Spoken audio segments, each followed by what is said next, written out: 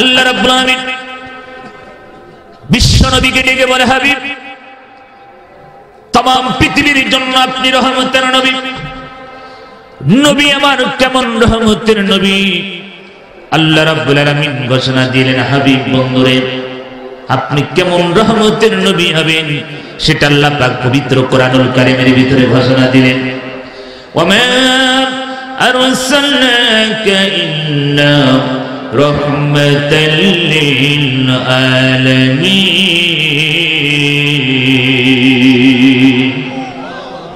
আল্লাহ বলে, হাবিব, तमाम পৃথিবীর জন্য আপনি রহমতের নবী। নবী আমার কেমন রহমতের নবী? ও আমার কালিয়ার ভাইরা, বিশ্ব নবী তাইফের ময়দানে মার খেয়েছে, অসংখ্য পাথর খেয়েছে। নবী আমার বেহুশ হয়ে যায়। আল্লাহ নবী যখন বেহুশ হয়ে পড়ে যায়, যায়েদ বিন হারেসা বলেন, ইয়া রাসূলুল্লাহ, ইয়া হাবিবাল্লাহ, এই তাইফের ছিলেন আপনার কথা শোনে না, আপনাকে মানে না, ইয়া রাসূলুল্লাহ, ইয়া হাবিবাল্লাহ, এই তাইফের ময়দান থেকে আমরা চলে যাই। আল্লাহ নবী বললেন, সঙ্গে সঙ্গে যায়েদ বিন হারেসা বললেন, ইয়া রাসূলুল্লাহ, হাবিবাল্লাহ, যে তাইফ আপনার কথা শুনে না, যে তাইফের ময়দান থেকে আপনার গায়ে রক্ত ঝরছে, সেই তাইফের ময়দানে কি প্রয়োজন আমরা চলে যাই ইয়া রাসূলুল্লাহ? আল্লাহ নবী বললেন, ও যায়েদ, আমি যদি এই তাইফ থেকে যদি চলে যাই, আমি যদি পালিয়ে চলে যাই, এই তাইফের ময়দানে কি কালেমার পতাকা উঁচু করবে? জোরে বলুন সুবহানাল্লাহ। যায়েদ ওরা বোঝে না, ওরা জানে না। যায়েদরে ওরা যদি জানতো, ওরা যদি বুঝতো, ওরা আমাকে মারতো না। ওরা বোঝে না, ওরা পাগল। ওরা যদি বুঝতেই পারতো, আমার গায়ে হাত দিত না। যায়েদ বিন হারেসা বললেন, ইয়া রাসূলুল্লাহ, ইয়া হাবিবাল্লাহ, যে তাইফের প্রতি আপনার এত মহব্বত ভালোবাসা, সেই তাইফের ছেলে আপনাকে এত পাথর মারতেছে। নবী আমার রক্তরঞ্জিত হয়ে গেল, বেহুশ হয়ে যায়। তিনবার যেখানে নবী আমার তাইফের ময়দানে পড়ে গেলেন, রক্ত সবচেয়ে বেশি ঝরেছে, সেই জায়গাটা এখনো বার করা হয়েছে। আমার ভাইয়েরা, যে হাজি যাই তাইফের ময়দানে, ওই জায়গাটা এখনো দেখে আসেন, ওখানে মার করা আছে। সবচেয়ে বেশি আমার নবী রক্ত ঝরেছে। যায়েদ বিন হারেসা বললেন, ইয়া রাসূলুল্লাহ, ইয়া হাবিবাল্লাহ, তাইফ আপনার কথা শুনে না, তাইফ আপনার মানে না, তাইফের প্রতি আপনার কেন এত ভালোবাসা? আমার ভাইয়েরা, আল্লাহ রাব্বুল আলামিন বলেন, জিবরাইল, জলদি যা রে জিবরাইল, আমার বন্ধুর সব সইতে পারি না জিবরাইল, আমার বন্ধুর চোখের পানি আমি সইতে পারি না। জোরে বলুন সুবহানাল্লাহ। আমার ভাইয়েরা, একটা কথা বলি, যায়েদ বিন হারেসা বলে, ইয়া রাসূলুল্লাহ, ইয়া হাবিবাল্লাহ, যেই তাইফ আপনার কথা শুনে না, যেই তাইফ আপনাকে মানে না, এত পাথর এত আঘাত করলে, ইয়া রাসূলুল্লাহ, সেই তাইফকে কেন আপনি এত ভালোবাসেন? আল্লাহ নবী বললেন, যায়েদ রে, এই তাইফের ছেলেরা ওরা বোঝে না, ওরা পাগল। ওরা যদি বুঝতো, ওরা আমাকে মানতো, মারতো না। ওরা বোঝে না, ওরা পাগল। যায়েদ রে, এমন একদিন আসবে যেদিনকে এই তাইফের ময়দান থেকে কালেমার পতাকা উঁচু হবে। জোরে বলুন সুবহানাল্লাহ। আল্লাহ বলে, যায়েদ, এমন একদিন আসবে যেদিনকে তাইফের ময়দান থেকে কালেমার পতাকা উঁচু হবে।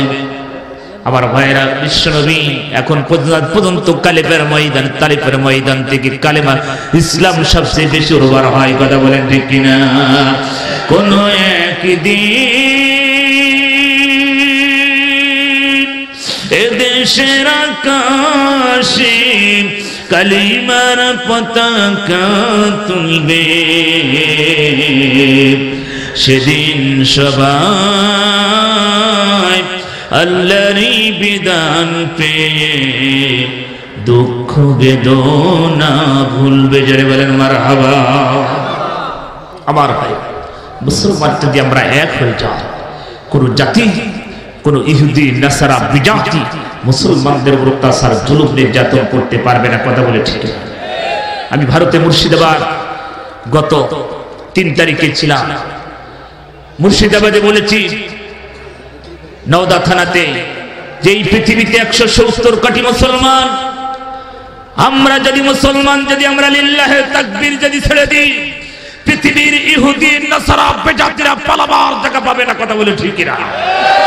কিন্তু আমরা মুসলমান ঘরের কোনায় বসে তসবির দানা টিপতেছি আর বলছি সুবহানাল্লাহ সুবহানাল্লাহ সুবহানাল্লাহ, দুনিয়াতে যা হচ্ছে কিছু বলবো না। আল্লাহ বলছে তোর মতন ফার্স্ট ক্লাস টিচারের দোয়া আমার দরবারে কবুল হবে না, হবে না। কথা বলে ঠিক কিনা? আপনি বলছেন সুবহানাল্লাহ, দুনিয়াতে যা হচ্ছে আমরা কিছু বলবো না। আল্লাহ বলছে তোর মতন টিচারের দোয়া আমার দরবারে কবুল হবে না। মুসলমান আমরা সব ভাই ভাই, কথা বলে ঠিক কিনা? এই জন্য একজন মুসলমানের কষ্ট হয়।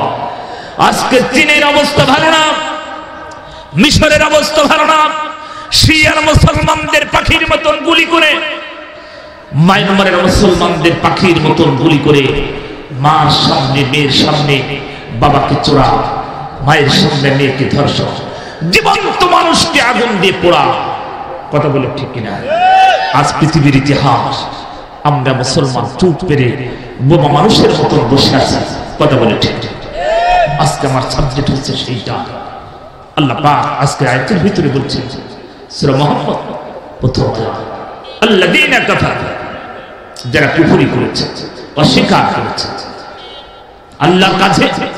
আল্লাহ বলছেন, এখানে বলছেন ওয়াসাদ্দু আন সাবিলিল্লাহ। আল্লাহ পাক এখানে বলছেন আল্লাহর পথে যারা বাধা প্রদান করছে। আল্লাহর পথে বাধা এখন কোনটা? আপনি গোপনে, ইশারা, ইঙ্গিতে, হাতে, টাকা, যেটাই হোক আপনার ব্রেন খাটাচ্ছেন আল্লাহর পথে বাধা। আপনি যাই করুন, আল্লাহ রাব্বুল আলামিন বলেন আদাল্লা আমালাহুম, ওর আমল আল্লাহর দরবারে কবুল হবে। সবাই বলেন কি হবে? আল্লাহ নিজে বলছেন সূরা মুহাম্মদের প্রথম আয়াত। আল্লাহ বলেন নামাজ, রোজা, হজ, যাকাত আমার দরবারে কবুল হবে না। যারা আমার আল্লাহর কাছে দিনী ভাইরা প্রকাশ্যে হোক গোপনে হোক, আর টাকা দিয়ে হোক আর হাত দিয়ে হোক, যারা বাধা প্রদান করে, ওদের নামাজ, রোজা, হজ, যাকাত, তাহাজ্জুদ, কোরআন তেলাওয়াত, ফজরের নামাজ, ইশরা কোনো কিছু আমার আল্লাহর দরবারে কবুল হবে। ওগুলো মানুষকে দেখানোর জন্য নামাজ, আমি তাহাজ্জুদের নামাজ, আমি ফজরের নামাজ, আমি কোরআন শরীফ, এগুলো মানুষকে দেখানো, তাছাড়া কিচ্ছু না। কথা বলে ঠিক? আল্লাহ পাককে যদি কেউ ভয় করে, সে জীবনে অন্যায় কাজ করতে পারে, খারাপ কাজ করতে পারে, মানুষ খুন করতে পারে না। আমি নামাজও পড়ি মদ খাই, নামাজ পড়ি সুদ খাই, নামাজ পড়ি ঘুষ খাই, তার মানে আমার নামাজ আল্লাহর দরবারে কবুল হচ্ছে? জোরে বলেন আমার ভাইয়েরা। আল্লাহর নবী, বিশ্ব নবী, রহমতের নবী, কেমন নবী? হালিমাতুস সাদিয়া বলেন আল্লাহর নবী কাবার প্রান্তে তিনি ছোটকালে যখন তিনি শায়িত, আব্দুল মুত্তালিব যে নামাজ ছেড়ে দিল, এই ঘরের ভিতরে একজন এতিম বালক পড়ে আছে, কারোর যদি ভালো লাগে নিয়ে যেতে পারো। হালিমাতুস সাদিয়া বলেন আমি ঘরের ভিতরে প্রবেশ করলাম, প্রবেশ করার সঙ্গে সঙ্গে আমি দেখতে পেলাম আকাশের পূর্ণিমার চাঁদটা যেন ঘরের ভিতরে ধরা দিয়েছে। হালিমাতুস সাদিয়া বলেন আমি ঘরের ভিতরে প্রবেশ করলাম, মুহাম্মদ সাল্লাল্লাহু আলাইহি সাল্লামকে কোলে তুলে নিলাম। কোলে তোলার সঙ্গে সঙ্গে আমার সমস্ত শক্তি বেড়ে গেল। আমি মুহাম্মদ সাল্লাল্লাহু আলাইহি সাল্লামকে নিয়ে বাড়িতে সওয়ার করলাম, আরোহণ করলাম। যেই সওয়ারের উপর আরোহণ করলাম, সবার আগে বাড়িতে আমি চলে আসি। বাড়িতে আসার পরে আমি দেখলাম খেজুর গাছে খেজুর ধরেছে। পুকুরে পানি ছিল না, পুকুরে পানি ভর্তি। কুয়াতে পানি ছিল না, কুয়াতে পানি এসেছে। খেজুর গাছে খেজুর ধরতো না, খেজুর ধরেছে। গাবি বকরি দুধ দিত না, গাবি বকরি দুধ দেওয়া শুরু করেছে। হালিমাতুস সাদিয়া বলেন আমি বাড়িতে যে বসার সঙ্গে সঙ্গে প্রশ্ন করলাম, প্রাণের স্বামী আমার, আপনার হাতে দুধ ভরা বালতি, আপনি দুধ পেলেন কোথায়? সঙ্গে সঙ্গে স্বামী উত্তর দেন বিবি রে, তুমি বাড়িতে আসার আগে দেখলাম গাভীর নিচ দিয়ে দুধ পড়তেছে, নিচ দিয়ে টপ টপ করে দুধ পড়তেছে। আমি বালতি ধরলাম, দহন করলাম, বালতি ভরে গেল। হালিমাতুস সাদিয়া বলেন সঙ্গে সঙ্গে বলেন প্রাণের স্বামী আল্লাহর কসম করে বলি মুহাম্মদ সাল্লাল্লাহু আলাইহি সাল্লাম যে রহমতের নবী, আমাদের বাড়িতে আসার পরে আমরা বুঝতে পেরেছি। জোরে বলেন সুবহানাল্লাহ। আল্লাহ পাক বলেন ওমা আরসালনাকা ইল্লা রাহমাতাল লিল আলামিন। আল্লাহ বলেন হাবিব তাম পৃথিবীর জন্য আপনি রহমত। জোরে বলুন সুবহানাল্লাহ। সেই রহমতের নবী আমরা, সেই রহমতের নবীর উম্মত কারা? জোরে বলেন কারা? সেই রহমতের নবীর উম্মত একমাত্র আমরা। সেই নবীকে অনুসরণ করলে, অনুকরণ করলে আল্লাহ বলছেন ফাত্তাবিউনি, হে নবী আপনি যদি, আপনার উম্মত যদি এই পৃথিবীতে আপনাকে অনুসরণ করে, অনুকরণ করে, দেখে দেখে যদি চলে, আমি আল্লাহ ওদের জন্য ফালাহুম আজরুহুম ইনদা রাব্বিহিম, আমার পক্ষ থেকে ওদেরকে পুরস্কার দেব। জোরে বলেন সুবহানাল্লাহ। পুরস্কার দেবেন কে? জোরে বলেন কে? আজ ওই পৃথিবীর মুসলমান যদি আমরা 170 কোটি মুসলমান তাম পৃথিবীতে, আজ আমরা মুসলমান যদি এক আল্লাহকে বিশ্বাস করে নিই, কোনো বাতিল আমাদেরকে আঘাত করতে পারবে না। কথা বলে ঠিক না? আমরা মুসলমান সেদিকে না। আল্লামা ফারসি কবি ইকবাল বলেন সিরকে সারতে দিল্লি খেল রহি कैसा है मुसलमान कबर नसीब शहादत की तमन्ना भूल गई तस्बीह की दानों में जन्नत ढूंढ गई। আল্লামা ফারসি কবি ইকবাল মুসলমান তো সিংহের জাতি। আমরা কিসের জাতি? আমরা সিংহের জাতি। আমরা মুসলমান, আমরা সিংহের জাতি। ইহুদি নাসারা জাতি, ওরা বিড়ালের জাতি, কিন্তু ওরা হয়েছে সিংহ, মুসলমান হয়েছে বিড়াল। আজকে আমাদের অবস্থা খারাপ। সম্মানিত ভাইরা আমার, আমরা যেখানে যারা আসছি, আমরা এখানে সব ভাই ভাই। কথা বলেন ঠিক কিনা? আমরা এখানে আওয়ামী লীগ করি, বিএনপি করি, জামাত করি, জাসদ করি, বাসদ করি, চরমনা, ফুরফুরা, 88, 4 দল, 14 দল, 20 দল। আমরা এখন কোন দল? আমরা এখন কার দল? জবান ছেড়ে বলেন এখন আমরা কার দল? এখন আমরা আল্লাহ। কারণ আমাদেরকে মরতে হবে, এই পৃথিবীর জগৎ ছেড়ে চলে যেতে হবে। কেউ আমাদের সঙ্গী হবে? আপনার সঙ্গী হবে আপনার আমল, আপনার সঙ্গী হবে আপনার আমল। আপনার আমল যদি থাকে তাহলে কবর নাজাত, আর আপনার আমল যদি ঠিক না থাকে কবরে কঠিন অবস্থা। কথা বলে ঠিক না? যারা বাইরে আছেন ভিতরে প্রবেশ করুন, আর এটা জিকির করুন লা ইলাহা। সবাই যারা বাইরে আছেন ভিতরে প্রবেশ করুন দ্রুত, আর জিকির করুন লা ইলাহা।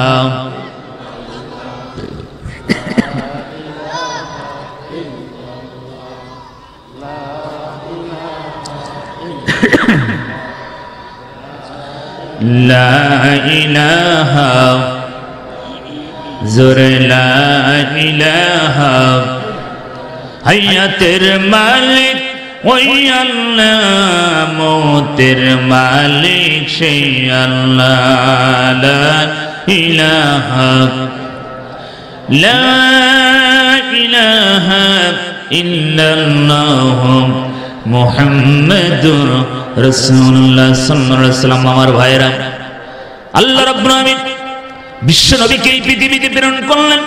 আল্লাহ পাক বলেন হাবিব আমাকে যারা মেনে নেবে আর আমার গোলামি যারা করবে, আল্লাহ পাক সেটা বললেন ওয়াকাদা রাব্বুকা আল্লা তা'বুদু, একমাত্র আমার জমিনে যারা আমার ইবাদত করবে আর আমার গোলামি করবে, একমাত্র আমার ইবাদতের জন্যই আমি পৃথিবীতে নাজ সৃষ্টি করেছি। জোরে বলুন সুবহানাল্লাহ।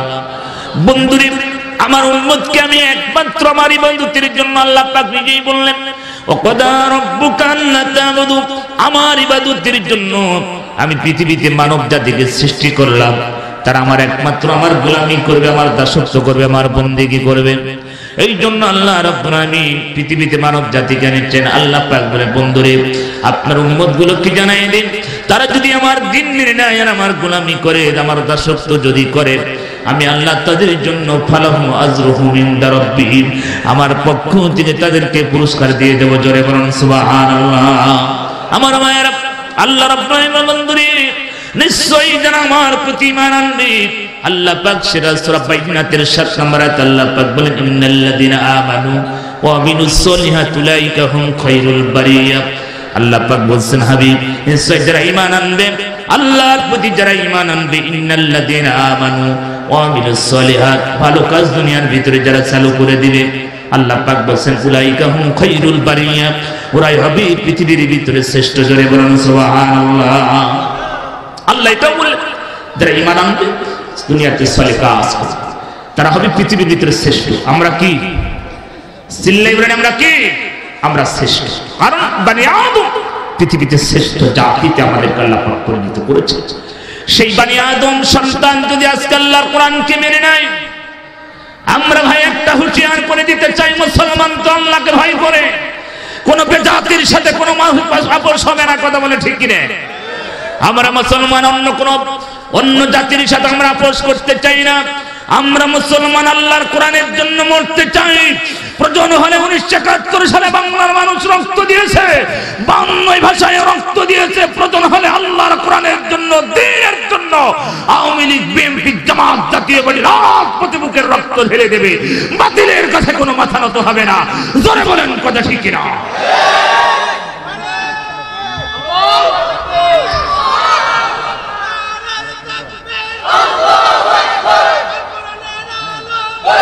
আমার সম্মানিত ভাইরা আমার, তাহলে আজকে আমরা আল্লাহর কোরআনকে মেনে নিতে চাই, কারণ এই কোরআন আমাদের মাথার তাজ। কথা বলে ঠিক না? এখানে হিফজখানা আছে, এখানে হাফিজিয়া মাদ্রাসা। একটা সন্তান আলিম বানা, একটা সন্তান হাফিজ বানাই দে, কপাল খুলে যাবে। কথা বলে ঠিক না? হাফিজ হতে পারে নাই, এই জন্য মনে কষ্ট যে আল্লাহর কোরআনের একটি হাফিজ সন্তান, জাতির শ্রেষ্ঠ সন্তান হাফিজ আলেম। কারা? জাতির শ্রেষ্ঠ সন্তান হাফিজ আলেম। যারা আলেম জাতির শ্রেষ্ঠ সন্তান তারা। ওরাসাতুল আম্বিয়া, নায়েব রাসূল হচ্ছে জাতির শ্রেষ্ঠ সন্তান। এখানে হাফিজিয়া মাদ্রাসা আছে, আপনার সন্তানকে দিয়ে দিন কোরআনের হাফিজ হয়েছে। বাবার কবরের পাশে দাঁড়িয়ে ইয়াসিন পড়বে, রহমান পড়বে, বাবার কবরে আযাব মাফ হয়ে যাবে। জোরে বলুন সুবহান। গত কিছুদিন আগে আমাদের দেশে গিটার জগতে, গিটারের জগতে অন্যতম শিল্পী আয়ো বাসু মারা গেছিল না? বিদায়। তার কুলখানি হলো কি খানি? কুলখানি মানে বোঝেন? 40 বাইর হয়ে গেছে। 40 বাইর পত্রিকা আমরা ফেসবুকে দেখেছি। আল্লাহ ভালো জানে। তার সন্তান বলেছেন সারাদিন দোয়া খয়রাত হলো, রাতে আমরা বন্ধুরা আমার বাবার সবচেয়ে দামি গিটার, যেই গিটার আমার বাবা বিদেশ থেকে এনেছেন, ওই গিটার আজকে আমি খুলে আজকে বাজাবো। এত জোরে আওয়াজ হবে যে আওয়াজটা আমার বাবা কবর থেকে শুনতে পা, তার সেই বিদেশি গিটার। জোরে বলে নাউজুবিল্লাহ, জোরে বলে নাউজুবিল্লাহ। আপনার এটাও দেখেছেন তার কবরের উপরে ফুল দিয়ে গিটার বানিয়ে তাকে উপহার দেওয়া হয়েছে। এটা কি সত্য না মিথ্যা? আমি কি কোনো রাজনীতি কথা বলছি? আমার ভাইরা, এমন সন্তান তুমি রেখে গেলে, যেই সন্তান তোমার কবরে ইয়াসিন সূরা পড়বে না, রহমান পড়বে না, গিটারের আওয়াজ তোমার কবরে দেবে, ফেরেশতা তোমার কি চমচম খাবে? কথা বলে না কেন? ফেরেশতারা বলবে নেক সন্তান রাখে না, ওর কবরের ভিতরে সেইভাবে সাইজ করো। কথা বলে ঠিক না? রাসূল বলেছেন আলেম হতে পারো না, হাফেজ হতে পারো না, হাফেজের বাবা হও, হাফেজের দাদা হও, হাফেজের নানা হও, হাফেজের শ্বশুর হও, কপাল খুলে যাবে। জোরে বলুন সুবহান। এটা সেই মাদ্রাসা কালিয়ারি জামে মসজিদের সামনে নুরানিয়া ফুরকানি হাফেজ মাদ্রাসা। একটা সন্তান হাফেজ বানা, কবরের পাশে রব্বির হামহুমা কামা রাব্বায়ানি সগীরা। আল্লাহ বলবেন বাবা কবরে আযাব সাফা। জোরে বলুন সুবহান। এমন সন্তান দেখে যা, যেই সন্তান প্রতিযোগিতায় গানের শিল্পী জগতে ফার্স্ট হয়। কথা বলে ঠিক কিনা? এমন সন্তান দুনিয়া রাখে, যেই সন্তানের প্রতিদিন মদের বোতল, ইয়াবার ট্যাবলেট, গাঁজা, ফেন্সিডিল ছাড়া ঘুম হয় না। কথা বলে ঠিক কিনা? এই সন্তান দিয়ে বড় অহংকার করার প্রয়োজন নাই। সম্মানিত ভাইরা আমার, আল্লাহ রাসূল বলেছেন এমন সন্তান রেখে যাও, যেই সন্তান মরার পরে আপনার কবরের জন্য নাজাত হয়ে যাবে। জোরে বলুন সুবহান। আমার ভাইরা, একটা কথা আমি আপনাদেরকে বলি, নমরুদ চেয়েছিলেন দিনকে প্রতিষ্ঠার জন্য, নমরুদ চেয়েছিলেন দিনের কাজে বাধা দেয়া, নমরুদ চেয়েছিলেন ভাইরা আমার ইব্রাহিম আলাইহিস সালামকে ধ্বংস করে ওই জমিনে তার কায়েম রাজত্ব কায়েম করবেন। নমরুদ যখন তার বিভিন্ন চালাচালা শুরু করলেন, নমরুদের কাজকর্ম যখন শুরু করলেন, নমরুদ কিন্তু ভালো মানুষ ছিল না কি? নমরুদ খোদাই দাবি করেছিল। নমরুদের চেহারা ছিল কালো, এত কালো মানুষের সামনে তিনি যেতেন না। পর্দার আড়ালের ভিতর থেকে তিনি রাজত্ব করতেন, তার দলবল তার সহযোগিতা করতেন। নমরুদ ভাইরা আমার শেষ প্রান্তে আমার আল্লাহ মশাদেরকে ডেকে বলেন, মশারে এই নমরুদকে তোমরা ধ্বংস করতে পারবে? মশার জগতের ভিতর থেকে এক ন্যাংরা মশা লাব্বাইক বলেন, ইয়া রাসূল, ইয়া আল্লাহ, আমি যথেষ্ট নমরুদকে ধ্বংস করার জন্য, আমি যথেষ্ট। সঙ্গে সঙ্গে নমরুদ আমার ভাইয়ের আল্লাহ পাক বলেন, যা তোকে ক্ষমতা দিয়ে দিলাম, পার দিয়ে দিলাম। নমরুদকে ধ্বংস করার জন্য আমার আল্লাহর মেশিনগান দরকার হয় নাই, কথা বলেন ঠিক না? আমার আল্লাহ নমরুদকে ধ্বংস করার জন্য ক্ষেপণাস্ত্র তৈরি হয় নাই, আমার আল্লাহর বোমাবাজি করা লাগে নাই। আল্লাহ পাক নমরুদকে ধ্বংস করার জন্য একটা ন্যাংরা মশা পাঠিয়ে দিলেন। ন্যাংরা মশা নমরুদের নাক দিয়ে ভিতরে প্রবেশ করে মাতা ভাইরা আমার মেন সেই গায়ে বসে পড়লেন। মেন টাওয়ারে যেখানে ভাইরা আমার বসলেন, ওখান থেকে কামড়ানো শুরু হয়ে গেল। সংক্ষিপ্ত বলছি রে ম্যাডাম, নমরুদকে শেষ পর্যন্ত তার কর্মচারীরা যত আঘাত করে ভালো লাগে, শেষ পর্যন্ত নমরুদের মাথার উপরে জুতা দিয়ে এত দূরে আঘাত বাড়ি মারা হলো। শেষ পর্যন্ত জুতার বাড়ি দিয়ে আল্লাহ পাক নমরুদকে দুনিয়া থেকে বিদায় করে দিল। জোরে বলেন কথা ঠিক কিনা? আজ যদি পৃথিবীর ভিতর আল্লাহর কোরআনে যদি কেউ বাধা দেয়, আমার আল্লাহর দিন প্রতিষ্ঠার কাজে যদি বাধা দেয়, কোরআনের মাহফিল যদি বন্ধ করে, আমার আল্লাহ নমরুদের মতন জুতা পিটা করে এই পৃথিবীর বহিষ্কার করতে পারে। জোরে বলেন পারে কি পারে না? মুসলমান ভাইয়েরা, এই জন্য আল্লাহর কোরআনকে মেনে নিতে হবে। আপনি যে দাও করেন না কেন, কোন সমস্যা করতে পারেন আপনার ব্যক্তিগত বিষয়, কথা বলে ঠিক না? কিন্তু কোরআনের জায়গায় আমরা সব এক, কথা বলে ঠিক কিনা? কোরআনকে আমরা সবাই ভালোবাসি কিনা? আওয়ামী লীগ যারা করে কোরআনকে ভালোবাসে কি বাসে না? বিএনপি যারা করে ভালোবাসে কিনা? সবাই। কারণ কোরআন আমাদের মাথার। আল্লাহ পাক বলেছেন, তাহলেই কোরআন কমপ্লিট করে মানুষের লাইফের জন্য আল্লাহ কোরআন দিয়েছেন। সে কথাই আল্লাহ পাক বলেছেন, আল্লাযীনা কাফারু, যারা কুফরি করেছে, অস্বীকার করেছে, ওয়াসাদ্দু আন সাবিলিল্লাহ, আল্লাহর পথে যারা বাধা প্রদান করেছে। আল্লাহ বলছেন, আদাল্লা আমালাহুম, ওদের আমল আল্লাহর দরবারে কবুল হবে। জোরে বলেন হবে। তাহলে নামাজ পড়ি, আমরা কোরআনের মাহফিল বন্ধ করি। নামাজ পড়ি সুদ খায়, নামাজ পড়ি ঘুষ খায়, লাভ না। সম্মানিত ভাইরা, এই জন্য আল্লাহর কোরআনের মাহফিলের পক্ষে আসতে হবে, কারণ কোরআন হচ্ছে প্রচার করতে হবে। বাল্লিগু আন্নী ওয়ালাউ আয়া, একটা শব্দ যদি জানা থাকে সেটা প্রচার করে দাও। তলাবুল ইলমি ফরিদাতুন আলা কুল্লি মুসলিমি ওয়াল মুসলিমা, প্রত্যেকটি নারী এবং পুরুষের উপরে ইলম চর্চা করা ফরজ। কথা বলে ঠিক না? আর যদি আমরা জানি আমাদের ছেলে সন্তানদের কোরআনের শিক্ষা নেই, গান বাজনা, আজকের চলচ্চিত্র, নাটক, এগুলো আমাদের ধ্বংস করছে পরিবার। আমার সম্মানিত ভাইরা, আমার পরিবারের শান্তি নাই। আজকের শান্তির আগুন দাউ দাউ করে জ্বলছে মুসলমানদের ঘরে। এই স্টার জলসা আমাদের দেশটা করে দিলে একটা জলসা। কথা বলে ঠিক কিনা? ভারতে আমি 19 দিন ছিলাম। আমি জিজ্ঞাসা করলাম অনেক, আমাদের দেশটা স্টার জলসা বা অন্যান্য পরিবার এত আকর্ষণ, আমার বাংলাদেশ পাগল। কথা বলে ঠিক কিনা? আমার দেশের মানুষেরা অপচয় সময় নষ্ট করে, ভারতের মানুষরা অত সময় নষ্ট করে না। তাহলে আমরা মুসলমান, আমরা কোরআনকে বিশ্বাস করব, কিন্তু সেটা করতে পারি না, মানতে পারি নাই। সম্মানিত ভাইরা আমার, এই জন্য আল্লাহর কোরআনকে আমরা মানতে চাই, কারণ আল্লাহ পাক পবিত্র কোরআনুল কারীমের ভিতরে সুন্দর করে বলেছেন, আলহামদুলিল্লাহি রাব্বিল আলামিন, যাবতীয় প্রশংসার মালিক কে? জেনে বলেন কে? আমার সম্মানিত ভাইরা, তাহলে আল্লাহর প্রশংসা একমাত্র তিনি, যিনি আপনার আমার মালিক। এই পৃথিবী সৃষ্টি করেছে একমাত্র তিনি পার যোগ্য। ধরে বলেন কথা ঠিক কিনা? সম্মানিত ভাইরা আমার, আপনি বলছেন আর রহমানির রহিম, তিনি রহমান, তুমি রহিম, তুমি দয়ালু। মালিক ইয়াউমিদ্দিন, তুমি মালিক, সেই দিবসের মালিক। কোন দিবস? আল্লাহ বলছেন কোন দিবস?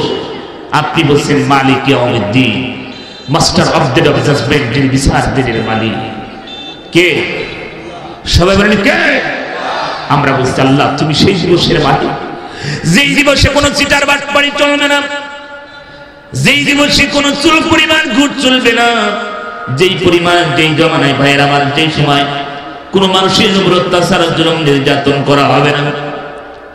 আল্লাহ রাব্বুল আলামিন একমাত্র বিচারের মালিক, তিনি সেই দিবসের হাকিম।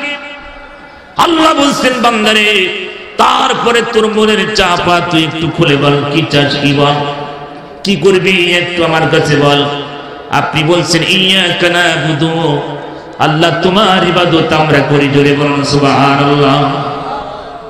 আল্লাহ বলছেন বান্দারে আমার ইবাদত করি আমি তো বুঝলাম, আমার ইবাদত করিস তুই আমি তো বুঝলাম, আমার ইবাদতের পরে তুই কি চাস একটু তোর কথা কি মনের চাওয়া পাবো। আপনি বলছেন ইয়্যাকা না'বুদু, আল্লাহ তোমার ইবাদত করি, সঙ্গে সঙ্গে আমি আপনি বলছেন আল্লাহ ওয়া ইয়্যাকা নাস্তাঈন, আল্লাহ তোমার কাছে আমরা সাহায্য চাই, জোরে বলুন সুবহানাল্লাহ। আল্লাহ বলছেন বান্দারে কোন সাহায্য চাস, কি চাস তোর মনের কথা বল, টাকা পয়সা গাড়ি বাড়ি নারী কি চাস, কোন সাহায্য চাস, তুই তো আমার ইবাদত করিস, আমি বুঝলাম তুই আমার ইবাদত করিস, আমার কাছে সাহায্য চাস, ইয়্যাকা নাস্তাঈন আমার সাহায্য চাস। সাহায্য কোন সাহায্য, টাকা পয়সা গাড়ি বাড়ি কোনটা চাস আমাকে কি একটু বলা যাবে না। আল্লাহ বলছেন বান্দারে আমাকে কি কিছু বলা যাবে না। আপনি আর আমি সঙ্গে সঙ্গে বলছি আল্লাহ ইহদিনাস সিরাতাল মুস্তাকিম, আল্লাহর সঠিক সহজ সরল পথ, আমরা ওই পথ চাই, জোরে বলুন সুবহানাল্লাহ। আমরা বলছি আল্লাহ আমরা সাহায্য তোমার কাছে ওইটা যেই পথে নবী গেছে, যেই পথে রাসূল গেছে, যেই পথে সাহাবা আজমাইন তাবে তাবিন, যেই পথে ওলিয়া ওয়ালা গেছে, শহীদ সিদ্দিকিন শুহাদা সালেহিন গেছে, ওই পথ আমরা চাই। এমন পথ দিবেন না যেই পথে গায়রিল মাগদুবি আলাইহিম ওয়ালাদ-দাল্লিন, এমন পথ আপনি দিবেন না যেই পথে নমরুদ ফিরাউন গেছে, ওই পথ আমরা চাই না। আমরা ইহদিনাস সিরাতাল মুস্তাকিমের পথ চাই, জোরে বলুন সুবহানাল্লাহ। লা ইলাহা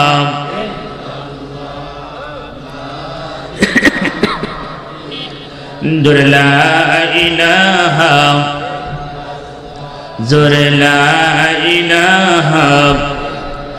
যারা বাইরে আছেন ভিতরে প্রবেশ করেন দ্রুত। কালেকশনে যাবেন, আমি 9টার ভিতরে শেষ করতে হবে। যাই আছে কারণ বাইরের লোকেরা দিবেন না, পরে রুমাল একটা পাঠাই দেবেন। আপনি এটা হলো আপনি যদি জোরে লা ইলাহা ধরেন এটা 30,000, একজন না দিলে দুইজন, মসজিদের সিমেন্ট 100 ব্যাগ দাবি করবেন, একজনে 100 ব্যাগ অথবা 50, না বলে 10 ব্যাগ 5 ব্যাগ করে কালেকশন 100।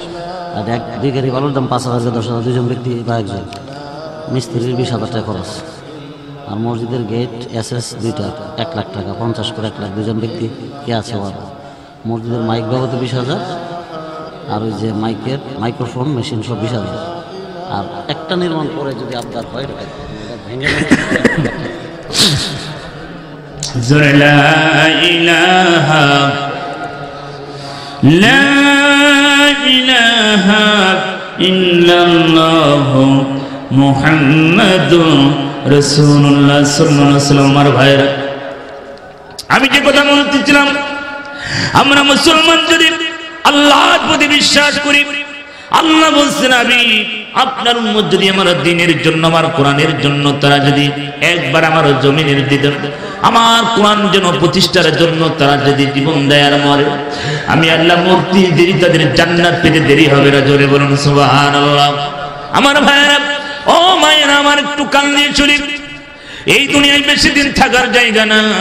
আপনি আমি চলে যাব, দুনিয়ার জগৎটা কেমন হবে, কিভাবে হবে, কবরটা কেমন হবে, আমার ভাইরা জাহান্নাম জান্নাত কেমন হবে, সেটা আমরা সবাই বর্ণনা জানি। আল্লাহ বলছেন বান্দারে তাহলে আমার দ্বীনের জন্য যারা কাজ করবে আমি আল্লাহ তাদের জন্য সাহায্যকারী হয়ে যাব। বিশ্বের মেরাজে গেলেন, মেরাজে যাওয়ার পরে তিনি জাহান্নাম জান্নাত তিনি ভ্রমণ করলেন, জাহান্নাম জান্নাত তিনি দেখলেন, জাহান্নামের দৃশ্যগুলো দেখলেন। আল্লাহর নবী জাহান্নামের অবস্থা, নবী আমার অগ্রসর হলাম। কিছুদিন যাওয়ার পরে আল্লাহর নবী জাহান্নামের দৃশ্য দেখলেন। এক শ্রেণীর নারীদেরকে জাহান্নামের ভিতরে জাহান্নামের বসিবা দিয়ে ঠোঁটের সাথে ঝুলিয়ে রাখা হলো। নারীগুলো এত চিৎকার মারে, সঙ্গে সঙ্গে আল্লাহর নবী জিবরাইল আমিন বললেন ইয়া রাসূলুল্লাহ হাবিবাল্লাহ আপনি কেন কাঁদেন? নবী বললেন জিবরাইল এই নারীগুলো কারা জাহান্নামের ভিতরে জাহান্নামের বর্শি বাঁধিয়ে ঠোঁটের সাথে ঝুলিয়ে রেখেছে। জিবরাইল এই নারীগুলো কারা? সঙ্গে সঙ্গে আল্লাহ নবী বললেন জিবরাইল এত কষ্ট দেয় এই নারীরা এত চিল্লাইতেছে জিবরাইল কারা? জিবরাইল আমিন বলি ইয়া রাসূলুল্লাহ ইয়া হাবিবাল্লাহ দুনিয়াতে আপনার ওই উম্মতিরা যারা দুনিয়াতে ঠোঁট বালি ব্যবহার করত, যারা দুনিয়াতে ঠোঁটের লিপস্টিক গলত, এই ঠোঁট দিয়ে বাইরের পুরুষকে আকর্ষণ করার জন্য বিভিন্ন কালার করত, আর বেগুনা পুরুষকে যারা দেখাতো আল্লাহ রাব্বুল আমিন জাহান্নামের ভিতরে জাহান্নামের বর্শি বাঁধিয়ে তাদেরকে ঝুলিয়ে রাখানো হয়েছে। নারীগুলো এত চিৎকার মারতেছে, নারীগুলো বারবার চিৎকার, নবী আমার চোখের পানি রাখতে। সঙ্গে সঙ্গে আল্লাহ নবী আবার কিছু অগ্রসর হলে এক শ্রেণীর নারীদেরকে দেখলেন স্তনের সাথে জাহান্নামের বর্শি বাঁধিয়ে ঝুলে রেখেছে। আল্লাহ নবী বলেন জিবরাইল এই নারীগুলো কারণে জিবরাইল আমি তো সইতে পারি না রে জিবরাইল, এত কষ্ট এত চিৎকার আওয়াজ আমি তো সইতে পারি না রে জিবরাইল, নারীগুলো কারা? জিবরাইল আমিন বলেন ইয়া রাসূলুল্লাহ ইয়া হাবিবাল্লাহ দুনিয়াতে আপনার ওই সমস্ত উম্মতিরা যারা দুনিয়াতে বুক উঁচু করে ঘুরতো, যারা বুকে কাপড় দিত না, বুকে ওড়না ব্যবহার করতো না, বুকে কাপড় দিত না, যারা বুকে কোনো কাপড় দিত না ব্যবহার করতো না, বুক উঁচু করে যারা ঘুরতো, জিবরাইল আমিন বলি ইয়া রাসূলুল্লাহ ইয়া হাবিবাল্লাহ জাহান্নামের ভিতরে জাহান্নামের বর্শি বাঁধিয়ে স্তনের সাথে ঝুলিয়ে রাখা হয়েছে। নারীগুলো এত চিৎকার মারতেছে, নারীগুলো চিল্লাইতেছে। নবী আমার দুনিয়াতে আসলেন, লম্বা ঘটনা জাহান্নামের বর্ণনা। দুনিয়াতে আসার পরে নারী সমাজকে ডেকে বললেন নারী সমাজেরা শোনো, আমি জাহান্নামের ভিতরে দৃশ্য দেখেছি, তোমাদের জাহান্নামের সংখ্যা বেশি, তোমাদের নারীর সংখ্যা জাহান্নামের ভিতরে বেশি। নারীরা বললেন ইয়া রাসূলুল্লাহ হাবিবাল্লাহ জাহান্নাম থেকে আমরা বাঁচবো কোন কায়দা, কেউ বলো আপনি বলে দেন। আল্লাহ ও নারী সমাজেরা শোনো, তোমরা স্বামীর নাফরমানি করো না, স্বামীর সাথে ভালো ব্যবহার করো, আর স্বামীকে তোমরা ভালো সম্মান দিতে থাকো, পর্দা মেনটেন করো, রমজান মাসে রোজা রাখো, আর পর্দা মেনটেন যদি করো রমজান মাসে রোজা রাখো, আর 5 ওয়াক্ত নামাজ যদি তোমরা সঠিকভাবে পড়তে পারো, আমি নবী ঘোষণা দিয়ে দিলাম জান্নাতে যাইতে তোমাদের জন্য আমি জামিনদার হয়ে যাব। জোরে বলুন সুবহানাল্লাহ। আর আমি নবী বললাম জান্নাতের 8টা দরজা তোমাদের জন্য ওপেন করা হবে, যে কোনো দরজা দিয়ে তোমরা জান্নাতে প্রবেশ করবে। জোরে বলুন সুবহানাল্লাহ। আমার মায়েরা জাহান্নামের ভিতরে এই বর্ণনা আল্লাহ নবী বলেন একমাত্র জাহান্নাম থেকে যদি তোমরা বাঁচতে চাও বেশি বেশি আল্লাহর পথে দান করো। আল্লাহর পথে বেশি বেশি দান করলে জান্নাতের পথ প্রসার হয়। কথা বলেন ঠিক কি?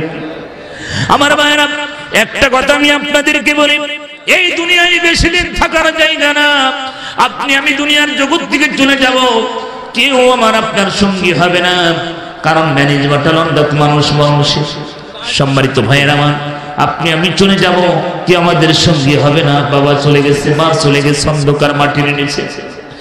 আল্লাহ বলছেন হাবিব আমি 2টা কন্ডিশনের বিনিময়ে বান্দাকে জান্নাত দিব। ইন্নাল্লাহ আশতারা মিনাল মুমিনিনা আনফুসাহুম ওয়া আমওয়ালাহুম বিআন্না লাহুমুল জান্নাহ। আল্লাহ পাক বলেন হাবিব 2টা কন্ডিশন যারা আমাকে দিয়ে দিবে, যারা আমার পথে মাল দেবে, আমার পথে যারা জান দেবে, আমি আল্লাহ তাদের জন্য সাহায্যকারী হয়ে যাব। জোরে বলুন সুবহানাল্লাহ।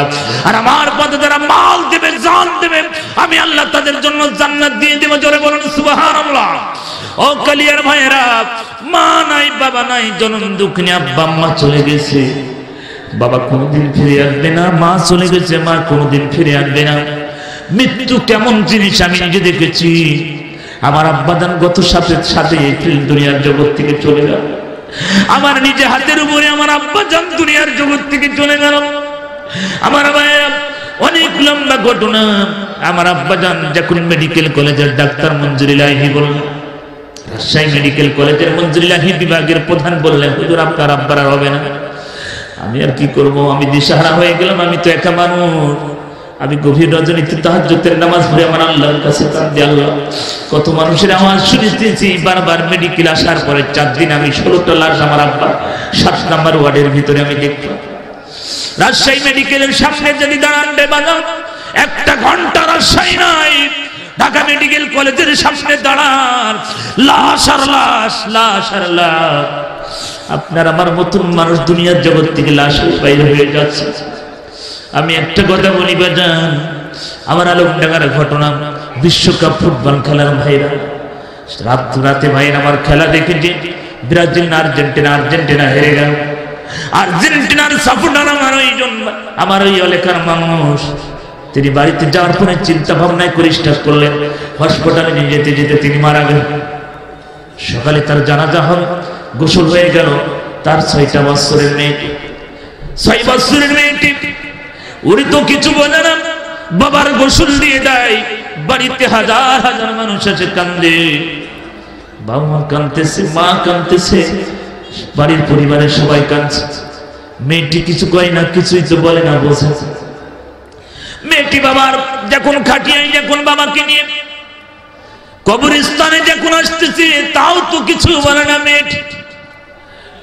ভাইয়েরা আমার, আমার নিজের বোনের দায়েদের যে ছেলে যারা মারা গেছে, ভাইয়েরা আমার মেজে বোনের ছেলে, মেজে বোনের দায়েদের ছেলে, নাম হচ্ছে আব্দুল সালাম। যুবক মানুষ, বেশি বয়স না, খুব বেশি বয়স হলো 30 থেকে 32 বছর বয়স হয়। মানুষটিকে যখন মাটি কবরের ভিতরে যখন ছাড়া হলো, যখন বাঁশ দেওয়া হয়ে গেছে, মাটি চাপা যখন দিচ্ছে, মেয়েটি বলতে সবাই করছে, তুমি তোমার আব্বার মাটি দেওয়া। মেয়েটির ভিতরে কি যেন হলো, মেয়েটি কবরের উপরে নিয়ে পড়ে গেল। তোমরা কেন আমার আব্বাকে এরকম মাটি চাপা দাও? আমার আব্বাকে তোমরা কেন মাটি চাপা দাও? আব্বা আব্বা বলে কাঁদতেছে মেয়েটি, হাওমাও করে কাঁদতেছে। আমার আব্বাকে মাটি বাড়ি সরাই দেয়, আমার আব্বাকে মাটি তোমরা সরাই দাও, আমার আব্বাকে আমি দেখবো। আব্বা আব্বা বলে কাঁদতেছে মেয়েটি, চোখের পানি ফেলে। মেয়েটি বারবার চোখের পানি ফেলে কাঁদতেছে আর মাটি জড়ায়। মানুষটা মেয়েকে জোরে করে ধরে নিয়ে চলে গেল।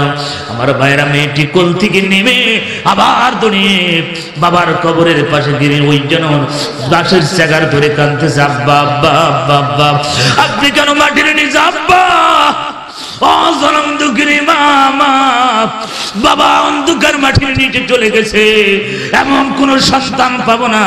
সেই বাবার জন্য, মায়ের জন্য এমন কোন সন্তানকে আমি পাবো না। বাবা চলে গেছে, মা চলে গেছে, বাবার জন্য, মায়ের জন্য আমার বাজান নেওয়া আল্লাহর ঘর মসজিদের জন্য আমি দেখতে চাই বাজান কোন সন্তান আছে। দুনিয়ার জগৎটা ভালো না, বেশি দিন আমরা কেউ বাঁচবো না, অন্ধকার মাটির নিচে চলে যাব, কেউ আমাদের সঙ্গে হবে না। যার যার কবরে সেই সেই চলে যাব, কেউ আমাদের সঙ্গে হবে না রে বাজান। বাবা চলে গেছে, মা চলে গেছে, অন্ধকার মাটির নিচে বাজান। আমার বাবাকে আমি ধরে রাখতে পারি নাই। আমার আব্বা জান, আমার মা আমার হাতের উপরে যখন চলে গেল, আমি বারবার কালিমা পড়তেছি আর বারবার চিল্লাইতেছি, আমার আব্বার হুঁশ নাই। বাবা কখন যেন ভাইরা আমার সঙ্গে সঙ্গে চোখটা বন্ধ করে ফেলল। আমার বাবাটা রুহু বাইর হয়ে গেল, বাবা বাবা বলে কাঁদতেছি আর চিল্লাইতেছি, আমার বাবার কোনো হুঁশ নাই। এই বাবাকে জীবনের মতন যে বাবা আমাদের গোসল করিয়া মানুষ করেছে, সেই বাবাকে আমার জন্মের মতন আমরা গোসল দিয়ে দিলাম। আবার বাজানকে আমি গোসল দিয়ে কাপড়ের কাপড় দিয়ে মুঠা চকলেটের মতন মোড়াই আমার জানাজা সকাল হলো 9টার সময় জানাজা করে দিলাম। বাজান কবরে নামলাম, জীবনে প্রথম কবরে নামলাম, আমার বাজানকে শোয়াই দিলাম। বাজান বাবাকে রেখে বাবাকে জড়িয়ে ধরে কাঁদলাম, আব্বা জীবনে কত বড় ভালোবেসেছি, আব্বা আর কোনোদিন আমাদেরকে ডাকবেন না। বাবা দুনিয়ার জগৎ থেকে চলে গেল, সেই বাবার জন্য এমন কোন সন্তান আমি পাবো না। হুজুর বাবা চলে গেছে, মা চলে গেছে, অন্ধকার মাটির নিচে আব্বা মা ঘুমিয়ে আছে, টাকা পয়সা জমা হলে টাকা সব রেখে চলে গেল, কিচ্ছু সঙ্গে নিয়ে যায় নাই। বাবা চলে গেছে, মা চলে গেছে, অন্ধকার জনম দুঃখিনী মা, জনম দুঃখিনী আব্বা চলে গেছে, বাবা চলে গেছে, মা চলে গেছে। ওই গহীন কবরে আর কোনোদিন ফিরে আসবে না। আমি এমন সন্তান দেখতে চাই হুজুর। এই মসজিদের জন্য, হুজুর মসজিদের সিঁড়ির জন্য, সিঁড়ি এসে নয় আমার পাইপ বাবর, এই মসজিদের জন্য বাদাম দিন। এমন কোন আল্লাহর গোলাম আছে হুজুর মসজিদের সিঁড়ির এসেন পাইপ লাগবে বাবা, 30,000 টাকা লাগবে, এমন কোন আল্লাহর গোলামকে আমি পাবো না হুজুর। এই মসজিদের জন্য আমি 30,000 টাকা এই পাইপের জন্য, সিঁড়ির পাইপের জন্য আমি দিয়ে দিব। আমার কোন ভাই আছে যদি দেখে